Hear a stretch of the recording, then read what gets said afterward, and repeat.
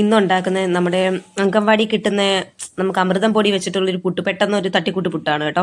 അപ്പം മോക്കും അത് വേണമെന്ന് പറഞ്ഞപ്പോൾ ഞാൻ പെട്ടെന്ന് ഉണ്ടാക്കി കൊടുത്തു. അപ്പോൾ അതൊരു വീഡിയോ എടുത്ത് നിങ്ങൾക്കും കൂടെ ഇട്ട് തരാമെന്ന് വിചാരിച്ചു. ആദ്യം കുറച്ച് മാവ് എടുത്തിട്ട് ഉപ്പൊന്നും വേണ്ട, അകത്തി വെള്ളം കുഴച്ചൊന്ന് നനച്ച് വെച്ചിട്ട്, പുട്ടിന് നനയ്ക്കുന്ന പോലെ നനച്ച് വെച്ചിട്ട് ശകല എണ്ണ ചൂടാവാൻ വെച്ചിട്ട് അതിലോട്ട് ലേശം കടുവ് ഇട്ട് പൊട്ടിക്കണം.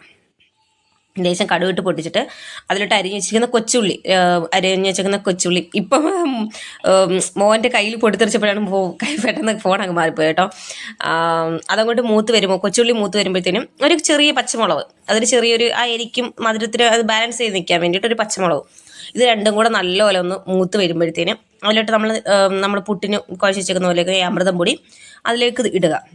അമൃതം പൊടി അതിലിട്ടിട്ട് നല്ലതുപോലെ ഇളക്കി, നമ്മൾ ഉപ്പാവ് ഉണ്ടാകത്തില്ലേ അതേപോലെ വെള്ളമൊന്നും ഒഴിക്കേണ്ട, ഈ എണ്ണയിലും ഇതിൽ ചെറിയ തീയിൽ വെച്ചിട്ട് ഒരു 10-15 മിനിറ്റ് കഴിയുമ്പോഴത്തേന് ഇടയ്ക്കിടയ്ക്ക് ഇളക്കി കൊടുത്തുകൊണ്ടിരിക്കണം. അപ്പോഴത്തേനും അത് നല്ല മൂത്ത് നല്ലൊരു മണം വരും. അപ്പോഴത്തേന് നല്ല നല്ല സൂപ്പർ ഒരു ഉപ്പുമാവാവും കേട്ടോ. നല്ലൊരു ടേസ്റ്റാണ്, നല്ല ടേസ്റ്റാണ്. എല്ലാവരും ട്രൈ ചെയ്ത് നോക്കണേ. അമൃതം പൊടിയിൽ ഇങ്ങനെയും ഒക്കെ ചെയ്തു നോക്കാം.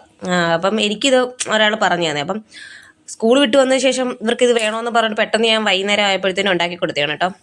അപ്പോൾ മോളാണ് പറയുന്നത് മോൾക്ക് സൂപ്പർ ഇഷ്ടപ്പെട്ടു. അപ്പം മോനും പറഞ്ഞു സൂപ്പറായിരുന്നാലും അവർക്ക് ഭയങ്കര ഇഷ്ടമാണ് കേട്ടോ. അപ്പം അത് നിങ്ങൾക്കും കൂടെ കാണിച്ചു തരാമെന്ന് വിചാരിച്ചു.